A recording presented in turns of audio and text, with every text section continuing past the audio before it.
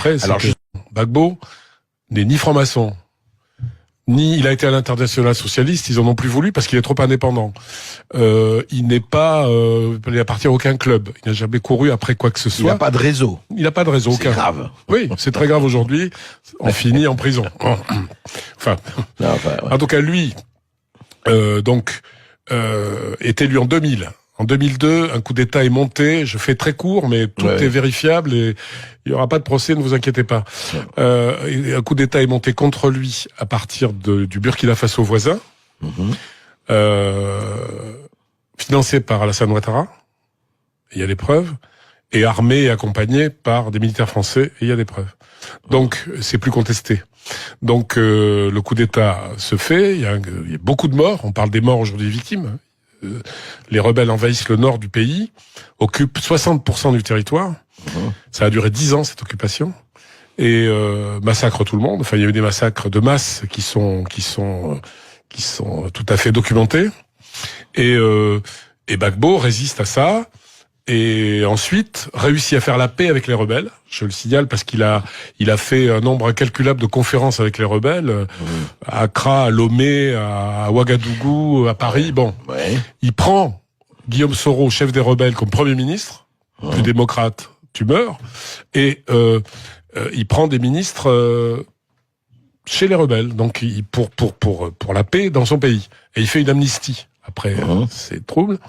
Et ensuite, on attend, et la France attend, qu'elle est toujours là dans le jeu, qu'il y ait des élections, de nouvelles élections présidentielles. Elles ont lieu en 2010. On dit que Gbagbo n'en a pas voulu avant, mais c'est un pays qui est plus de la moitié occupé, avec des gens en armes. Donc c'est très difficile. Même pour le recensement, je veux dire, c'est difficile. Donc finalement, elles ont lieu en 2010. Le plan est préparé de longue main pour qu'il dégage. Le résultat est contesté des élections. Alors, on pourrait s'attarder dessus, parce qu'aucun journaliste français n'a vraiment étudié le scrutin. Moi, oui, et d'autres, quelques-uns, oui. Mais...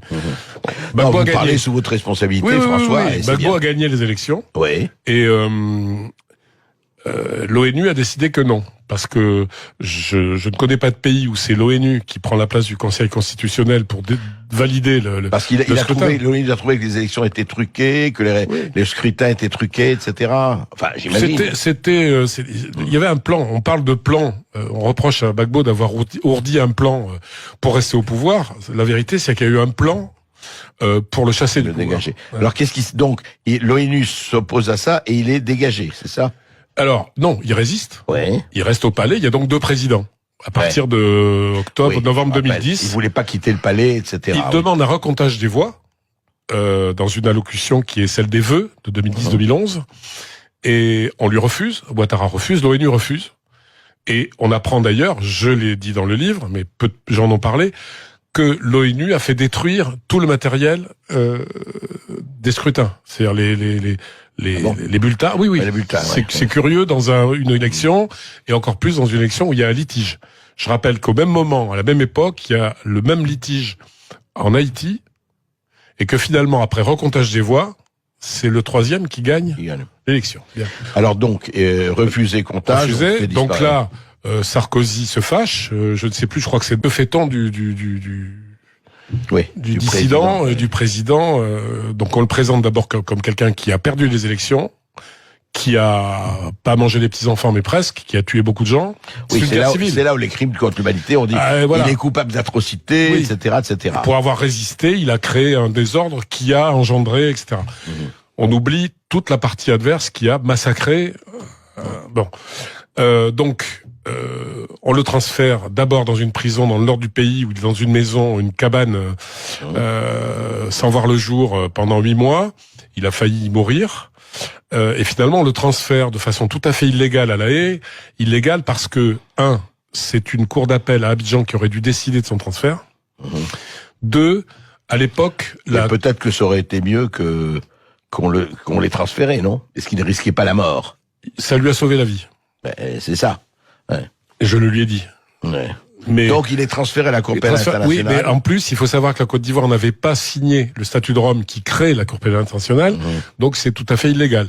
D'accord. Il est transféré en catimini, et il arrive en fin novembre 2011, et il passe le 5 décembre comme première comparution, et la première chose qu'il dit, je suis là, on ira jusqu'au bout. Il a accepté, bien qu'il le trouve injuste, ce procès, en disant, je veux qu'on cite les faits, rien que les faits, et je voudrais qu'on sache qui a gagné l'élection, parce que tout dépend de ce problème-là. Et on lui répond, mais ici, c'est pas un tribunal politique, on ne parlera pas des élections.